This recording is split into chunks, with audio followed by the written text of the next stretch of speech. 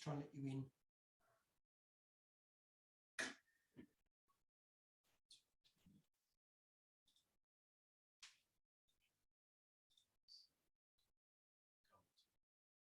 Just trying to set you up there.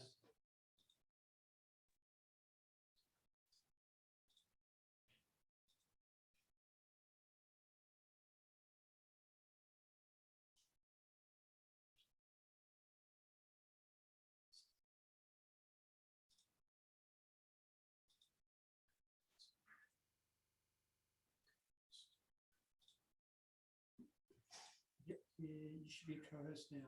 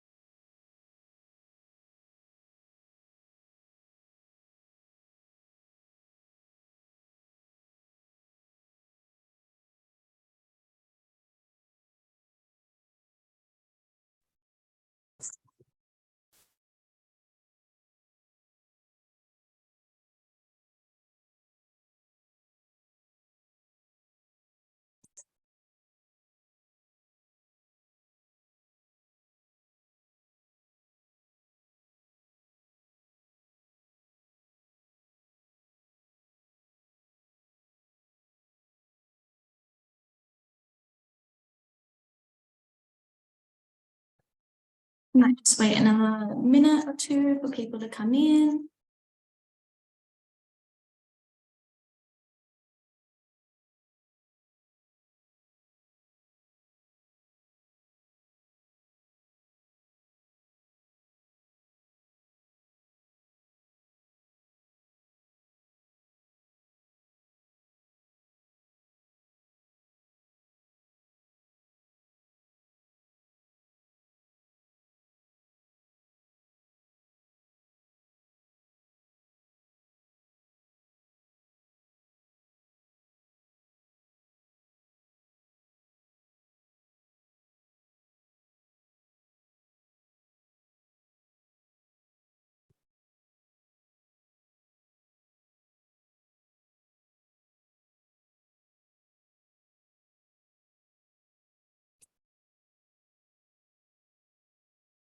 All right, it's about 5 minutes in.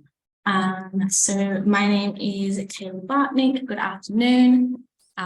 We'd like to welcome you here to Beneath the Surface. This is our series from our curator team here at the Australian National Maritime Museum.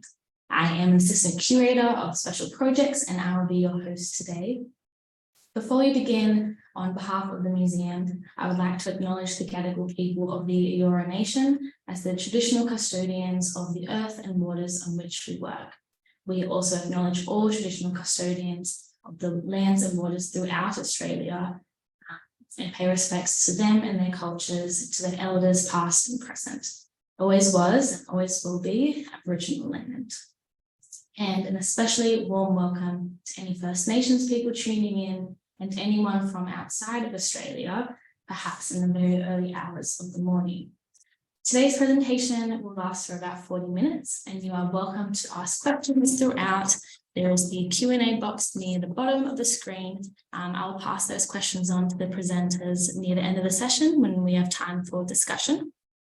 Our presenters today are the museum's Manager of Maritime Archaeology here in Hosty and our Curator of Naval Heritage and Archaeology, Dr. James Hunter. Kieran is a maritime archaeologist who started diving in Western Australia in 1976. He joined the Australian National Maritime Museum in 1994 as a Curator of Maritime Archaeology and Ship Technology before becoming Manager of the Maritime Archaeology Program. He has worked on many maritime archaeological projects, both in Australia and overseas, including the survey and excavation of Sydney Cove, HMS Pandora, HMCS Mermaid, and as well as the hunt for James Cook's HMB Endeavour in the United States.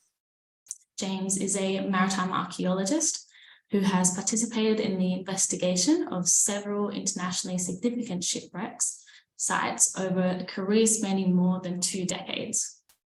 He was appointed in his role at the museum in January 2015 and has participated in several of its maritime archaeology projects, including shipwreck surveys of Australia's first submarine, AE-1 in Papua New Guinea, the Second World War light cruiser, HMAS Perth in Indonesia, and the search for and identification of the wreck site of HMB Endeavour. I'll now start with Kieran and I'll ask you to unmute yourself and you guys can begin.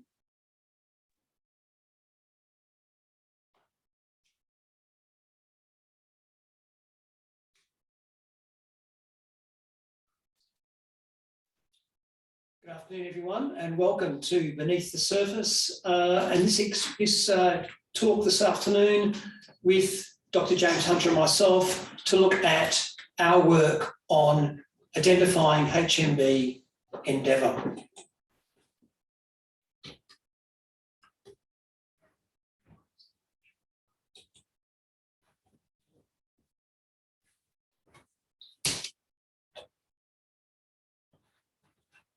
Just bear with us for a second. We appear to have a little technical issue.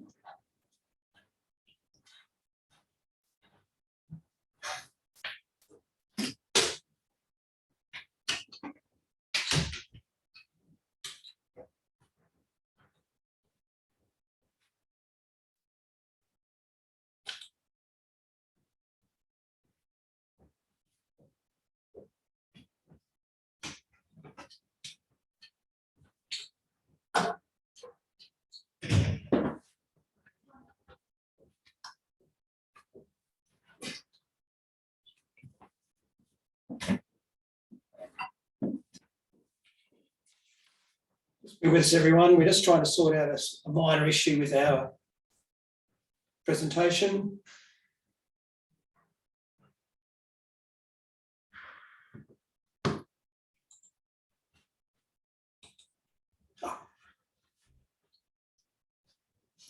Okay, so thank you all for joining us this afternoon for our presentation on HMB Endeavour found, identifying an iconic shipwreck using a preponderance of evidence approach. Now, first off, when I start, we have to start talking about the controversy that's been surrounding the actual identification of HMB Endeavour. As you all probably remember, in February this year, in 2022, the director of the Australian National Maritime Museum, Kevin Sumption, made an announcement that the wreck of HMB Endeavour had been found in Newport, Rhode Island. Almost immediately after the announcement was made, our colleagues in Newport, Rhode Island, Dr. Kathia Bass and the Rhode Island Marine Archaeology Project, announced that they were waiting for additional information on their research on the site in 2021 and 2022 to confirm the identification of the site. Like all good archaeological sort of research happening around the world, there's always difference of opinions. And we're very confident, the Australian National Maritime Museum is very confident that the site is HMB Endeavour, and we explain why we are so confident about that approach today. But we are also willing and open to all dialogue from Dr. Kathia Bass and RIMAT, and we are waiting for their final report to come through, which I believe is to be released any day soon. A little bit about HMB Endeavour. As you can tell by the slide on the screen, it was constructed in 1764 at Whitby by a really well-known English shipbuilder called Thomas Fishburn. Interestingly, Thomas Fishburn made a number of vessels for the Royal Navy. He was predominantly involved in constructing colliers, those vessels used to carry coal, but because of the skill he put into building ships, because of the fineness of the timbers that he used in building those ships, a number of his vessels, including a vessel called the Earl of Pembroke, were taken into the Royal Navy to be used as naval vessels. Now, the Earl of Pembroke and a couple of other ones actually went on to be used by explorers, by discoverers, by scientists like Captain, or then Lieutenant James Cook. The vessel Earl of Pembroke was selected by the British Admiralty in 1768 to be James Cook's principal vessel of exploration into the Pacific. And this was a voyage which would take over 3 years to complete. And one of the main reasons why they selected a vessel like the Earl of Pembroke was that it was a very strong, robustly built vessel, a vessel able, as I say, to take the ground. And what that meant was that it was so substantially well built that it could actually run aground. It was actually designed to be intentionally run aground, and when it was actually carrying coal as a collier. So it can get into small ports and small harbours, beach itself, unload the coal, and then actually get itself off at the next high tide. The vessel was designed for that. And luckily, in Cook's case, it was, when he chose that sort of vessel. Very beefy, very well built, very substantial. It's also very important when we start telling the story about Earl of Pembroke, HMB Endeavour, and subsequently when it became the Lord Sandwich, that we know a lot about this site, about this shipwreck. And the reason why we know so much about this ship was that it was surveyed on a number of occasions. It was surveyed first when the British Navy decided to use it, to adapt it as a vessel of discovery, a vessel of exploration, but also it was surveyed again when it got sold out of the Navy and given or sold to a private contractor. So we have 2 survey reports of the vessel and at least 4 sets of drawings, one of which is held in Sydney. The voyage of exploration, that discovery that Captain Cook went on, Lieutenant James Cook went on, and his crew, again, it was the whole thing about Endeavour, it's an extremely contentious vessel and has multiple histories that we all have to be very conscious of when we discuss the vessel. And whilst for many Europeans, the vessel is seen as a vessel of exploration, as a vessel of discovery, for many other peoples around the world, particularly the Maori people of New Zealand and the indigenous populations of Australia, HMB Endeavour and the voyage of HMB Endeavour is extremely contentious. And many people associate the voyage of HMB Endeavour up the east coast of Australia, subsequent mapping by the Europeans of the east coast of Australia, that these led directly to the European occupation and colonisation of Australia in 1788. So whilst many people see this ship as a vessel of exploration and discovery, for many other people it is the beginning of colonisation, beginning of dispossession of their land, and all the other problems that resulted from that. Cook went, after navigating and sailing around New Zealand, Cook's opened what was known as secret orders. He was given additional orders from the Admiralty when he was going into the Pacific. And those orders specifically requested that he would actually sail from New Zealand westward towards what was an unknown east coast of Australia. He subsequently approached the Australian continent. He found, or the first European that we know of, to sail into Botany Bay. He carried out exploration at the east coast of Australia. During that exploration, as I mentioned earlier, the vessel was very substantial. During that exploration voyage, during that voyage of charting up the east coast of Australia, in June 1770, Endeavour struck the Great Barrier Reef and was badly damaged on a reef that now bears its name, Endeavour Reef. The vessel subsequently got off and went into the place that's now called Cooktown, and for 6 weeks, Endeavour's crew tried to repair the ship.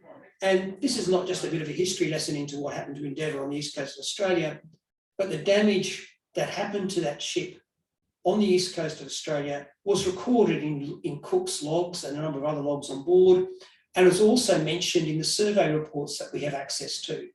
And that becomes very important when we start looking at what we're seeing on the seabed in Newport, Rhode Island.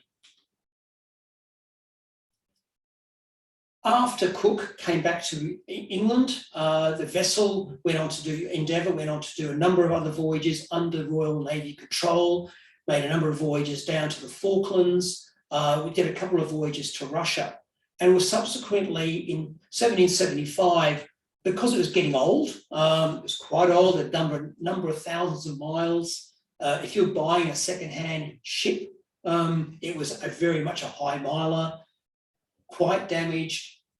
It was sold out of service. The Royal Navy didn't think it was worth repairing, and it was sold to a private contractor by the name of Blanchard. Now, this is a very interesting discovery. There was a number of, a lot of research happening around what happened to Endeavour, about what happened to the ship after it got sold out of service. And a lot of the work that we're talking about now has been conducted by a colleague of mine, Dr. Nigel Erskine, and of course, Dr. Kathy Abbas and Rymac in Newport, Rhode Island. So the vessel was sold out of service and bought by a man by the name of Blanchard, and he subsequently put it up for rechartering by the Royal Navy.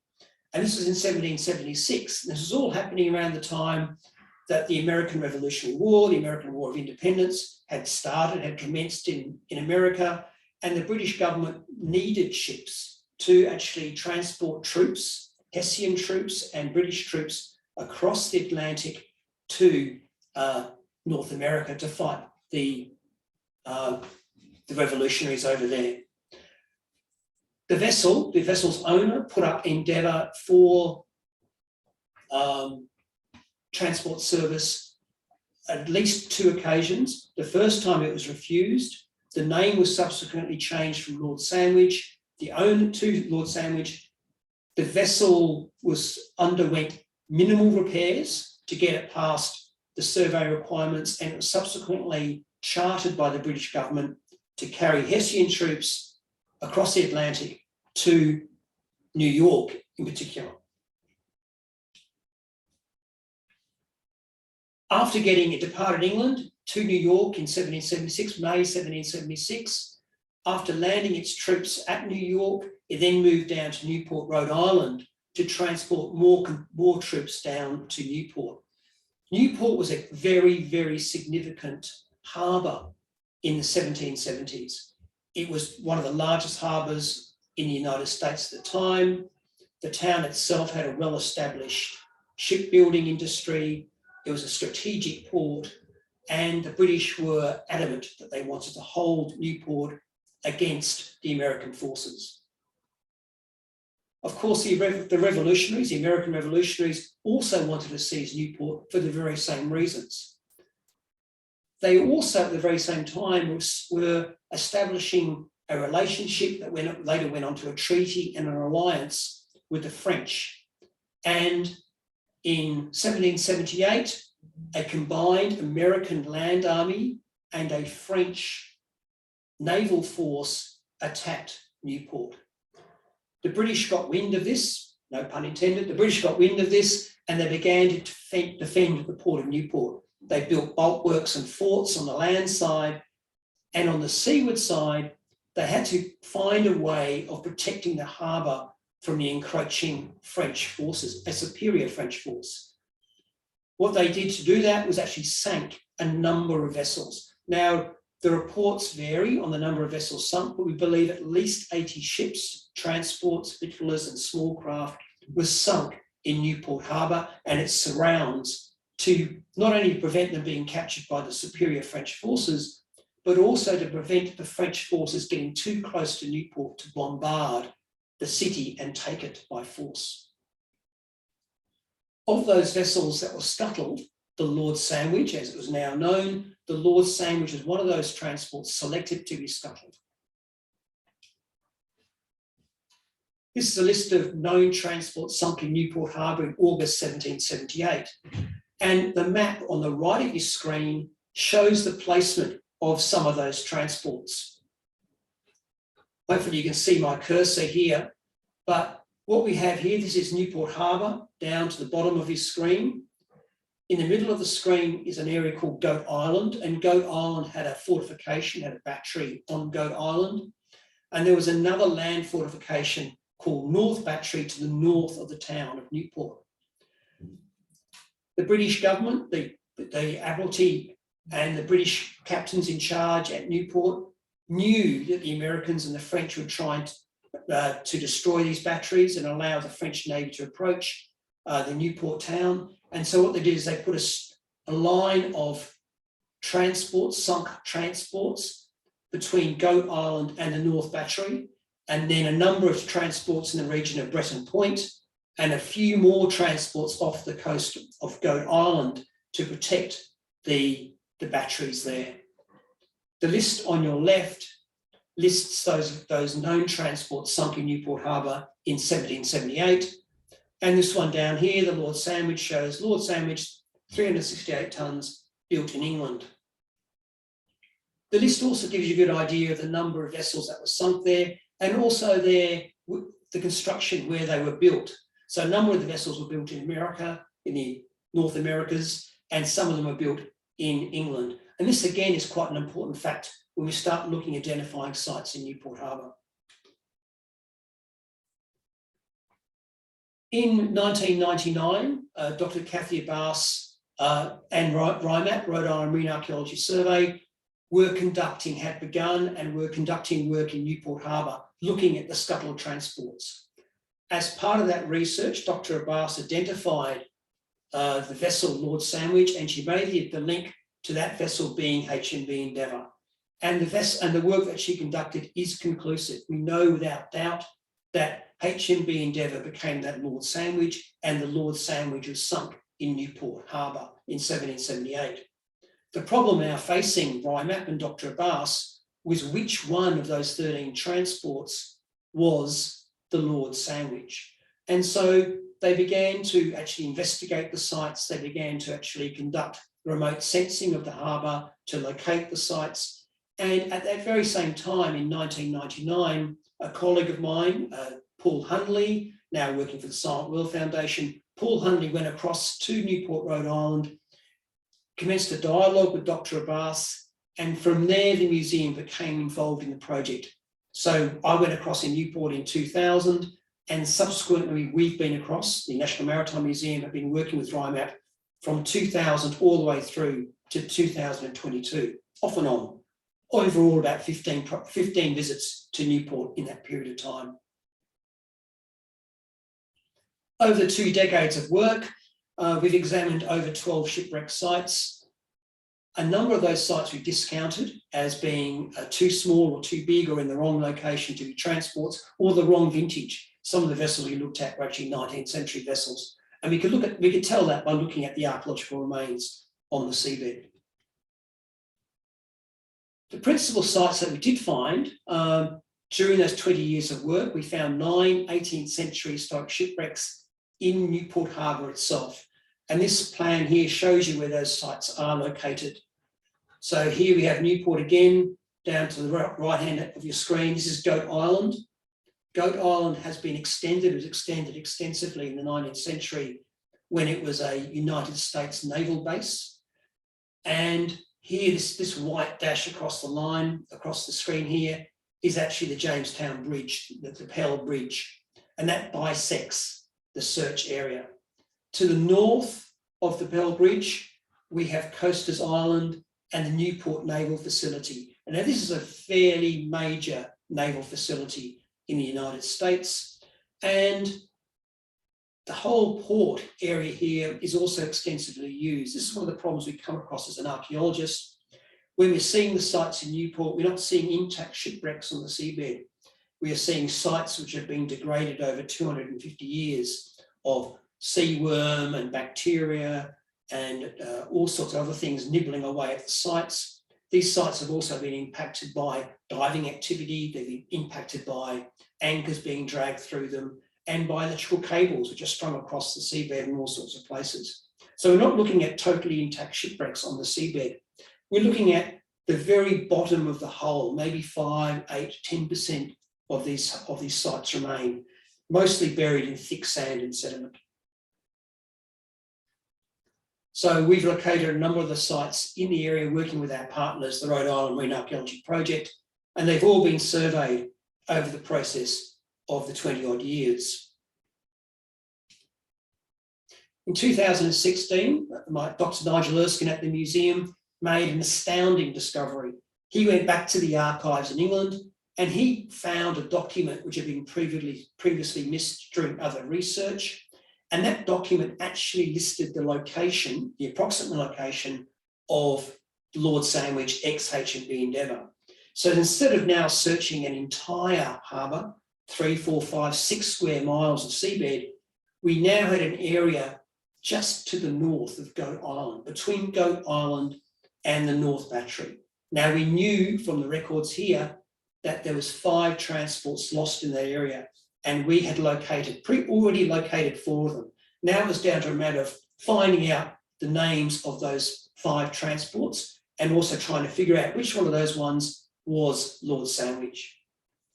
So the transports that we're particularly interested in were the Mayflower, the Peggy, the Yowitt, the Earl of Orford, and the Lord Sandwich, of course.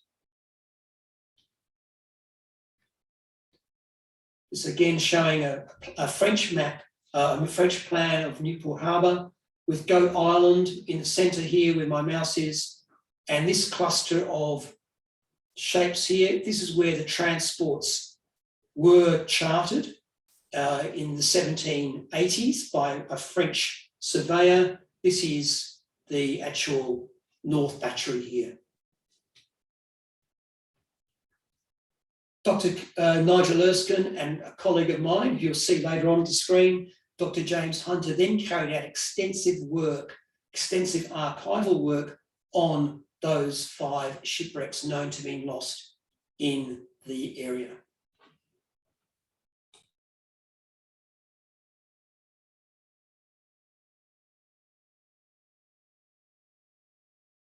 And as magically as Kieran has uttered my name, I have appeared. So I'm James Hunter. I'm the museum's curator of Naval Heritage and Archaeology, and I have been involved with this project since 2015. Moving right into it, yeah, so when I joined the museum, one of the things that I started doing when I got involved with the project in Newport was looking at the historical record of the 5 vessels within the limited study area that Dr. Nigel Erskine had identified. And so here are some quick stats on the vessels that were scuttled in that area. The bit that I think is important here is that, with the exception of the vessel Peggy, which I'll get into in just a moment, Lord Sandwich was 100 tons or larger than the next largest vessel. And so that was important for us because we knew that we would be looking for a ship that had very robust scantling measurements or timber measurements, and there would be a significant difference between what we would expect to see in terms of the remains of Lord Sandwich, Endeavour, and these other shipwrecks. Now, Peggy was a bit of an interesting topic, and I had to kind of go at this from several different angles, but the upshot to all of this is that there was one vessel, well, Peggy was a very common name for ships in the 18th century, and we ended up identifying 3 possible vessels with that name that could have been scuttled at Newport. The largest one was a ship of 362 tons that had been built in England, and of course that meant it was very, very close to Lord Sandwich and might be difficult to determine archaeologically. However, in following the historical record, I realized that that ship continued in use until 1821. So the conclusion that could be drawn from that was either that the vessel was refloated after having been scuttled, or it simply wasn't scuttled to begin with and was never at Newport. The best candidate we have for the Peggy that was scuttled at Newport, having looked at all the others, is the ship of 209 tons. And of course, that's more than 100 tons smaller than Lord Sandwich, and we would expect it to be much smaller in terms of overall size.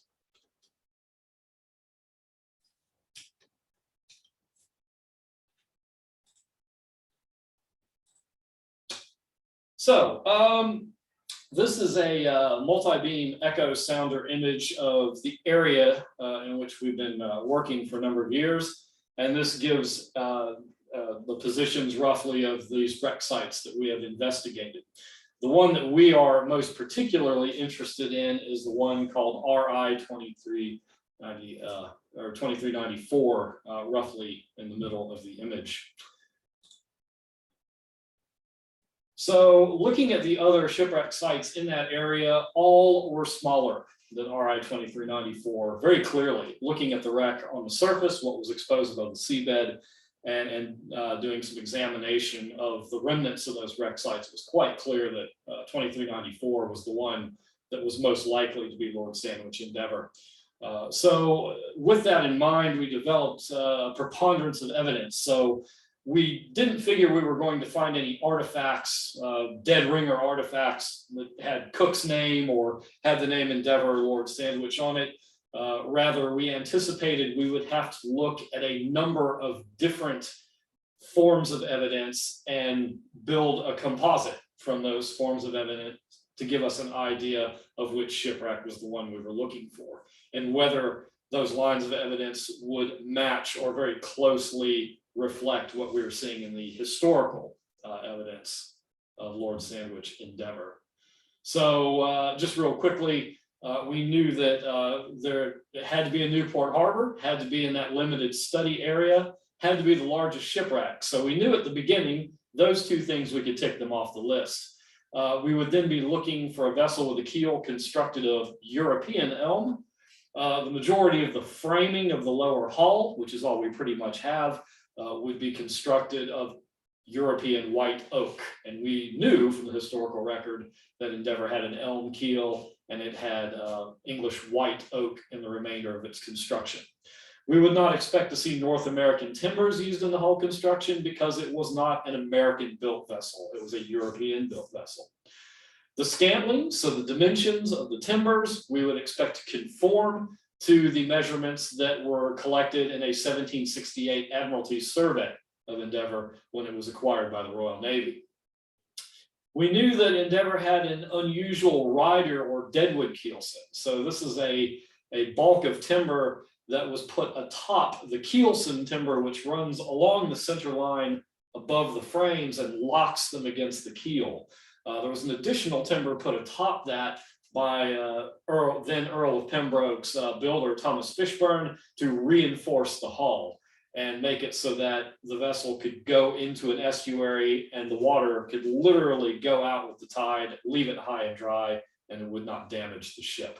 It's a very unique and unusual attribute, and so that was a very, very good thing for us to look for.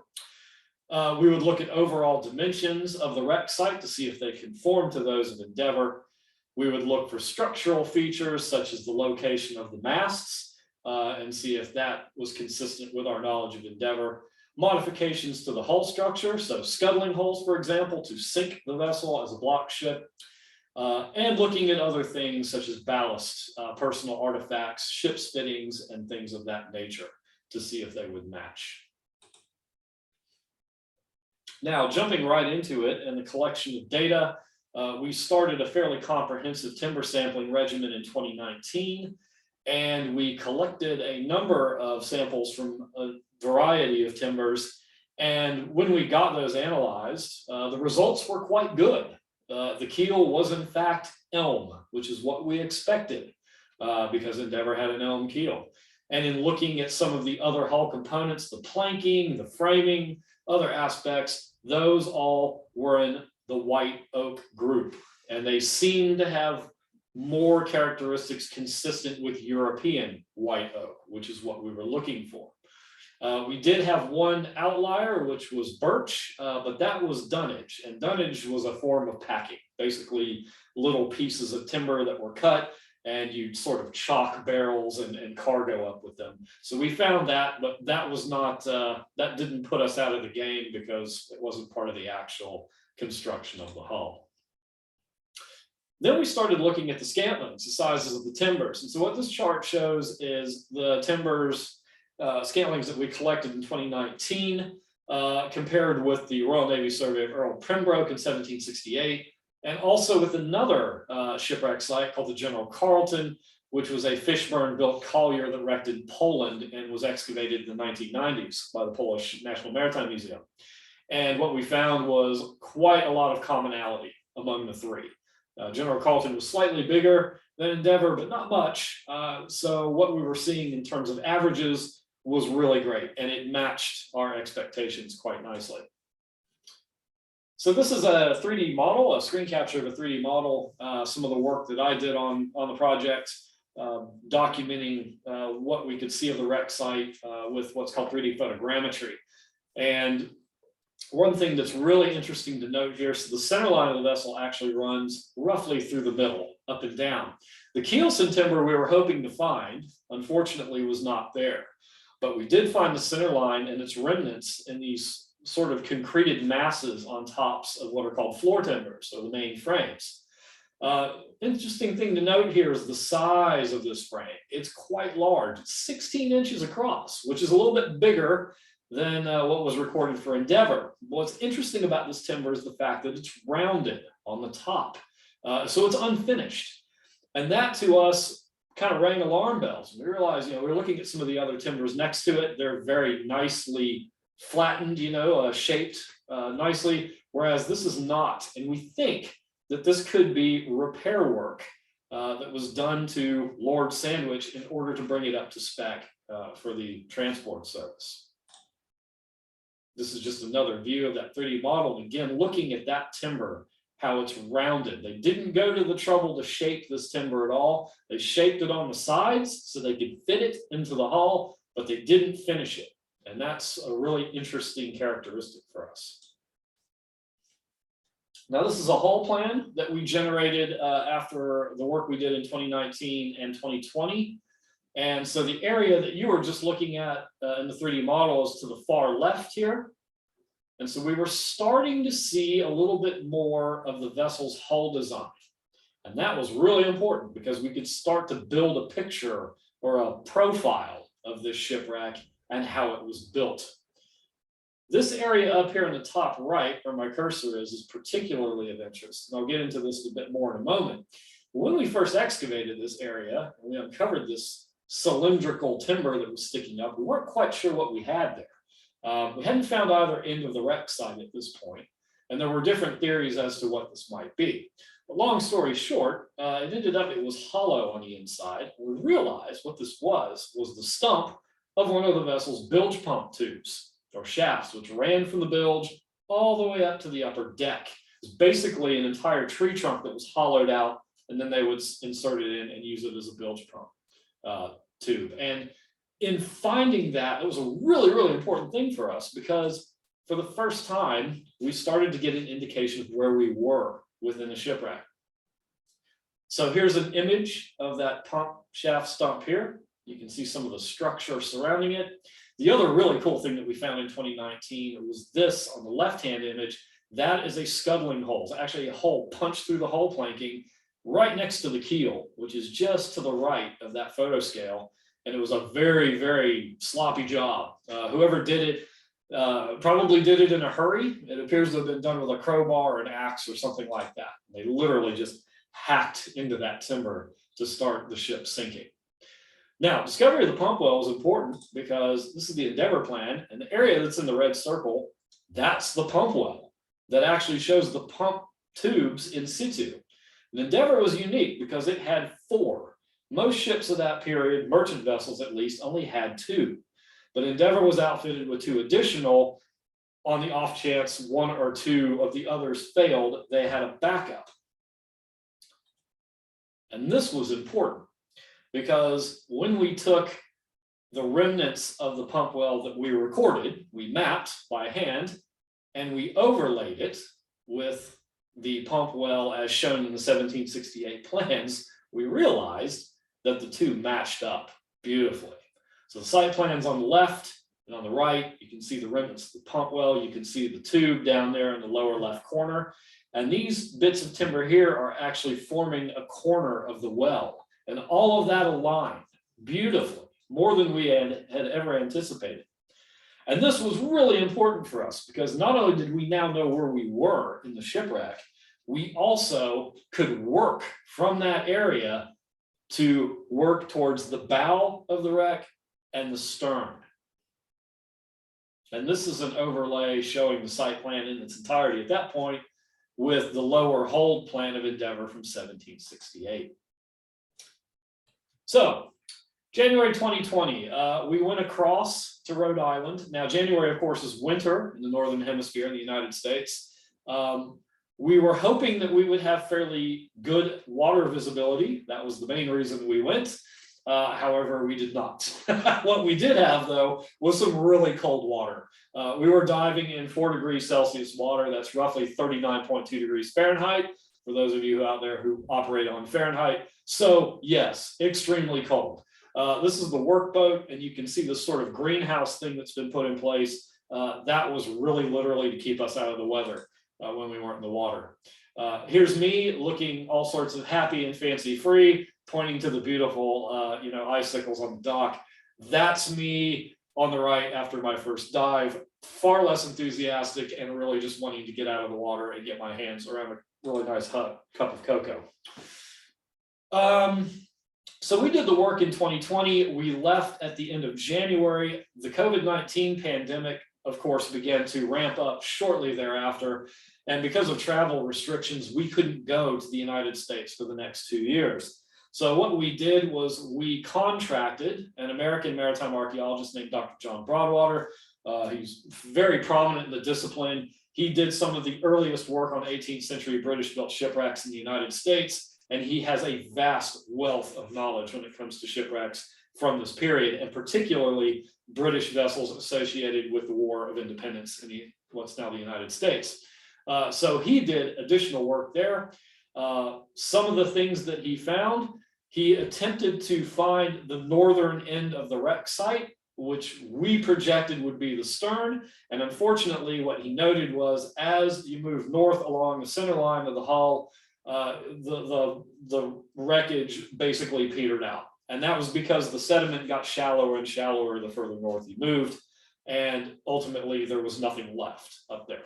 Heavily deteriorated, nothing articulated that could be measured. So that was very unfortunate. However, they did record the hull remains that they did come across, and they found another scuttling hole, which is where the cursor is here. I'm pointing to it. And this one, unlike the other one, was very nicely cut. So we think it may have been chiseled or cut into the bottom of the hull to sink the ship.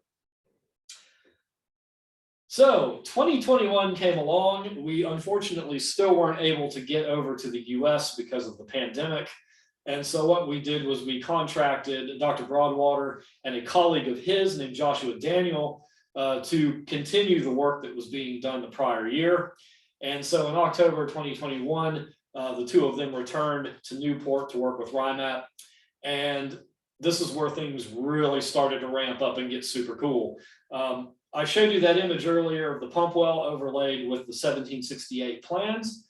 We gave John and Josh a location. We said, if you go this distance from the pump well and you excavate, you should find the bow end of the shipwreck. And I'm happy to report that is exactly what they did. And they were only off by about 8 inches, which in shipwreck terms is really, really, really, really good. About as good as you could get. I'd say a slam dunk, really. And that 8 inches that was missing, we think is because this timber, if you look at the right-hand image, which is a photo mosaic, you can see it's very chewed up by teredo worm. And so that 8 inches was probably naturally degraded from the keel, which is why we didn't see it. The other really, really amazing thing that came out of that discovery was they began to record the front end of the keel there at the very bow end, and they noticed a very unusual join, or a scarf, as we call it. And this would have been the point in the keel that was joined to what's called stem post, which is the big vertical post that both sides of the bow attach to. And what they found, and they drew it in this schematic here on the left, when we compared it to the Endeavour plans, I nearly jumped out of my seat because it was identical, not only in terms of form, but also in terms of size. And I can tell you that in looking at an 18th century built ship, to find something that correlates this closely in the archaeological and historical records is absolutely unheard of. It's not something, not all ships were built alike in the 18th century. They were all built differently. And to find something that matched so closely with so many different attributes was phenomenal. And for us, a very, very important clue to identifying this wreck as Endeavour. We also did additional timber sampling. So again, finding white oak, which is what we expected. This is where it got a bit interesting because up in the forward end of the keel, whereas we found elm further back down the keel towards the midships, we found oak being used for the keel up front.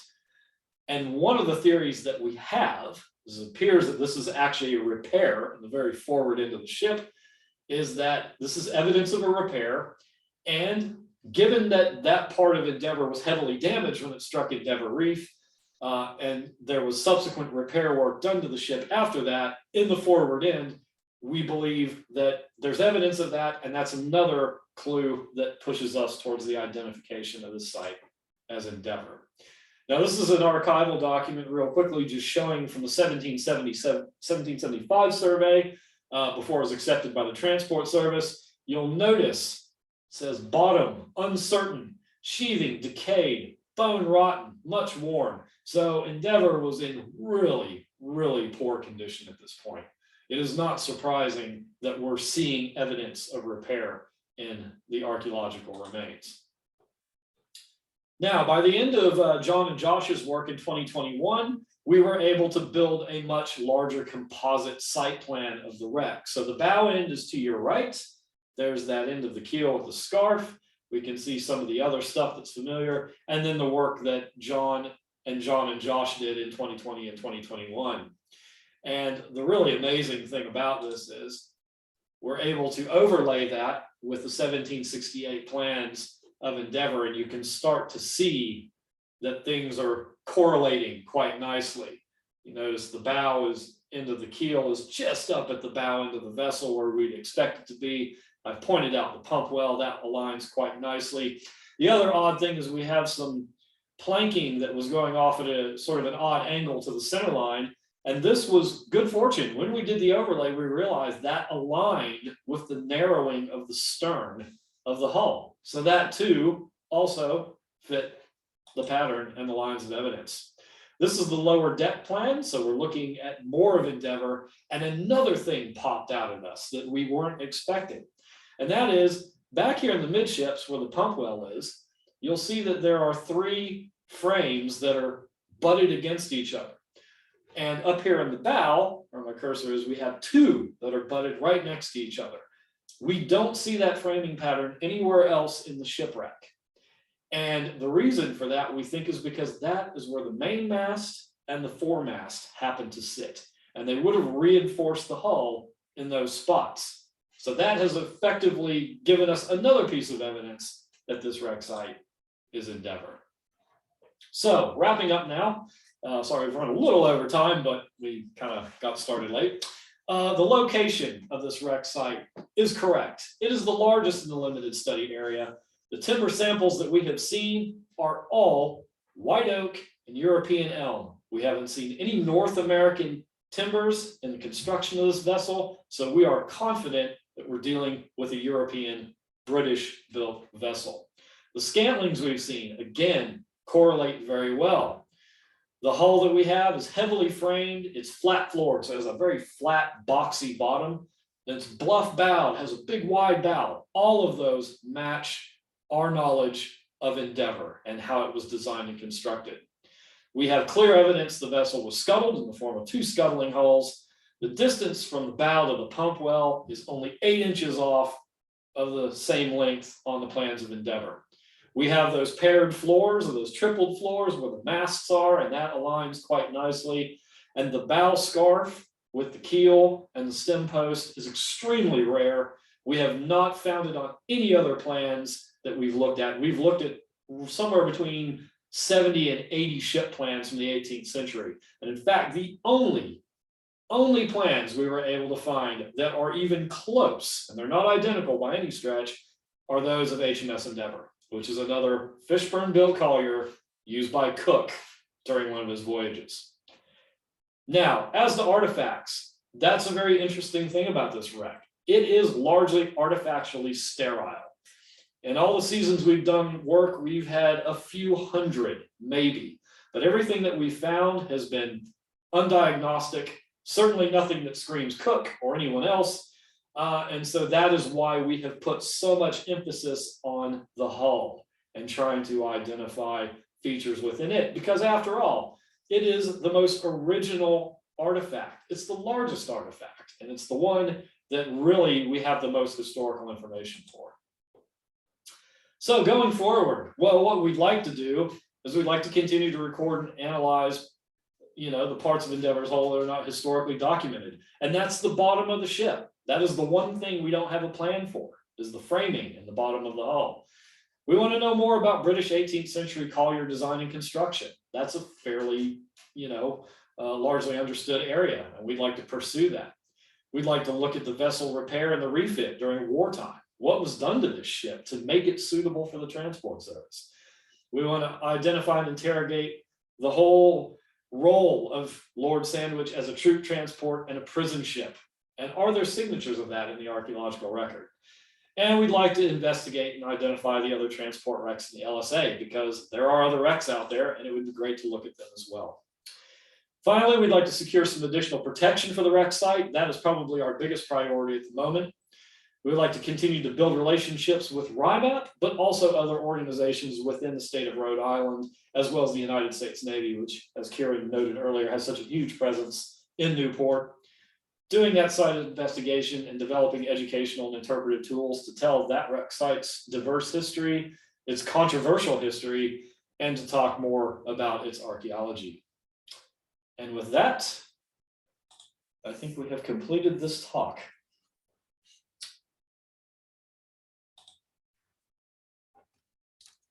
Over to you, Kaylee. Thank you for the two of you.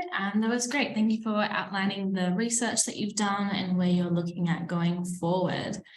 We do have a few questions and then we'll wrap it up. So I'm going to start with ones that are in the chat.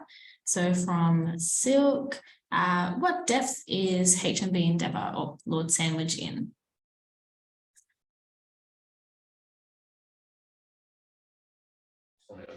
Kieran here. The depth on HMB Endeavour, Lord Sandwich, is approximately 12 to 13 metres, around about 36, 37 feet.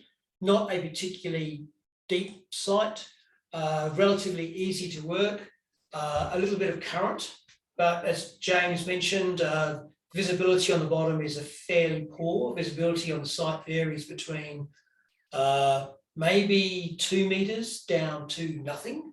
I hate to say this with James sitting next to me, but often we hold hands underwater so we don't lose each other. Visibility can be, well, non-existent. And if you touch the bottom, it's silt. So we're working in, whilst the diving isn't hard, it is difficult to actually see things in the water. Okay, one from the question chat. Sorry, from Teresa.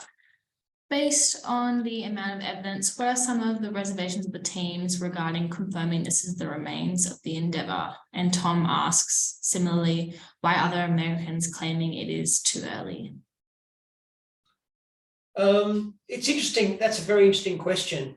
We've been working on the sites in Newport since 2000.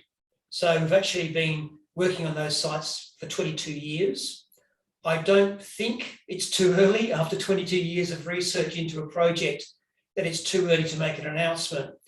I certainly acknowledge the fact that our research partners in the United States are in disagreement with us, but we, as James was saying, we believe that we are studying the largest artifact on the seabed, the one that is closest to Cook, the one that we have a great deal of information about that we can compare, not only with the archaeological record, but also with the historical record. Our colleagues in the United States believe that, in fact, the way of identifying the site is through a particular unique artifact. They are less concerned or less interested in analysing the whole and more interested in finding a unique artifact. Again, what James was saying was that we have to remember the ship was a prison ship. It was regularly cleaned. We mean regularly cleaned. Every day, the prisoners on board that ship would have been cleaning and hoiking and throwing stuff over the side. So there's very little debris, very little archaeological artifact material left on the site. Yeah. You also have to remember the ship was scuttled. So a lot of the material, useful items, the ship, Newport was under siege. So useful items would have been taken off that ship and put on shore if it was of any use to those guys on board, or those guys in Newport defending the town. There are 4 cannons on the site, and people have asked why those cannons were not recovered if they're under a state of war. But we believe all those cannons were spiked or made inoperable. Certainly the 2 that I've seen on site have no trunnions on them, so you couldn't fit them on a carriage. So again, we're in slight dispute with our colleagues in the United States, but the dialogue continues. It's interesting to think that some of our colleagues in the United States are totally in agreement with us, that they believe that we've answered all the questions. And we're, of course, waiting to see what Dr. Abbas's report says, what she thinks should be done on the site now. Okay, and I think that also hopefully answers a bit of Fred's question with what is the story with the cannons. If not, you guys can also email James and Kieran after the talk if you think of anything else.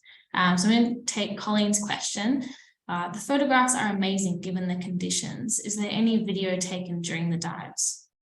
Yeah, I'll go ahead and answer this one. Yes, I did shoot some video. Most of the site photographs we have are ones that I took. So yeah, we do have ample video. I normally tried to shoot still shots and video of people working.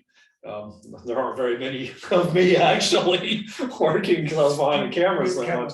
But yeah, we did have times where we had really, I mean, for that site, fantastic visibility. We had a couple meters, and yeah, it's amazing when it gets like that because we're so used to working in meter, half a meter, black, just zeroed out. So yeah, when we have a 2 meter or 3 meter day, it's, you know, it's the most amazing thing ever. Yeah.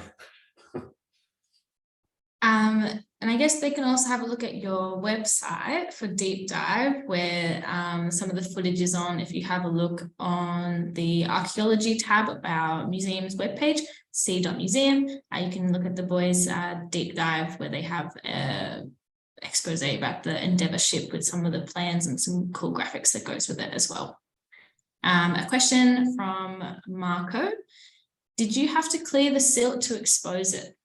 Thinking at Sydney Harbour's in the areas where probably most of the artifacts are hidden. Yeah, we did. There were some frame ends that were exposed above the seabed, and those are the ones that got chewed up pretty badly by marine organisms, teredo worms, that sort of thing. And so, yeah, the rest of the wreck site is covered in a layer of silt, muddy silt. And it's interesting, you know, again, further north you go on the wreck site, the shallower that deposit of sediment gets. But down at the southern end where the bow is, it's quite deep. It's probably around a meter, meter and a half deep. But yeah, what we did was when we started doing the work, excavation work, we actually started where some of those frames were just poking out of the silt. We kind of used them to help us set up our grids, and then we just kind of clean them off and excavate down. And as we uncovered that timber, it was amazing how well preserved it was. I mean, we had tool marks on it, and all that stuff. I'll try and combine 2 questions together just for a last one. Would there be consideration to raise the remains like that carried out on Mary Rose, or thoughts of being extracted and moved back to the UK or the US and done anything to preserve it, etc.? Okay, well, yeah, this might be a double header here, but yeah. First of all, what I didn't mention is that the site itself, the wreck of Lord Sandwich ex-HMB Endeavour, is owned by the United States of America and the state of Rhode Island. And Dr. Abbas and RIMAP and the state of Rhode Island were very clever in making that claim way back in the late 1990s and confirming their ownership of the site. There's a whole legal court case about it. And the site of Lord Sandwich ex-HMB Endeavour, along with the other transport sites in Newport Harbour, are all owned by the United States of America. That said, because they own the sites, that sort of decision about recovering, raising, excavating the site is up to the state of Rhode Island and their relevant archaeological society organisations. All our work that we were conducting there was done under permit from the state of Rhode Island, and they are the ones that make the final decision on the play of the site. there has been some discussion about recovering items from the site itself and bringing some of those items back to Australia. But as for the site itself, the costs involved in totally excavating the site and recovering it are extreme and are just not warranted. Yeah, one of the reasons that we did photogrammetry on the site, in addition to documenting it, was the idea that we could, if we were able to get enough of it in a 3D model, we could conceivably recreate it. You know, maybe just a section of the hull to one to one or something like that, which in terms of time, expense, and everything else would be far less expensive. It would be much easier than undergoing a whole process of recovery, ongoing conservation, which would take decades, if we're being quite honest. So we were thinking in terms of being able to recreate part of the hull and get it into an exhibition. 3D modeling would be the way to go. Plus, we can also do that in a virtual environment, which is really good. The other benefit of doing that is that using the technology that James is talking about, we could 3D print it. So given the right circumstances, we could record the site totally in 3D and 3D print it. And then you could have multiple sites around the world for people to look at.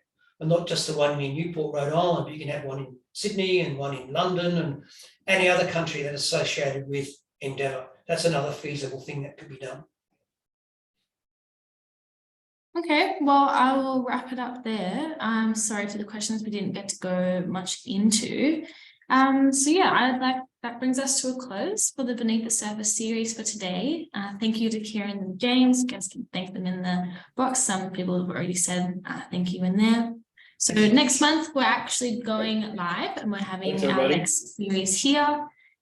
We are having our special curator, Inga Shield.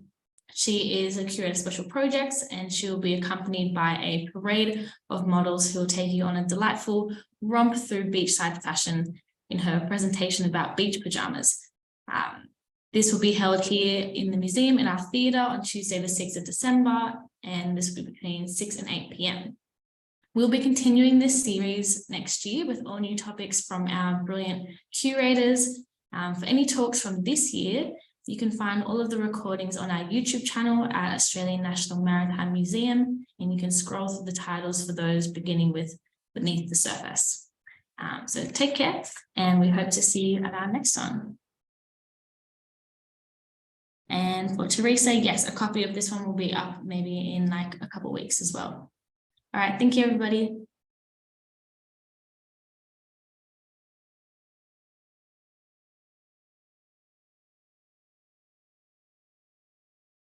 Yeah. I think we're good. I think we're good.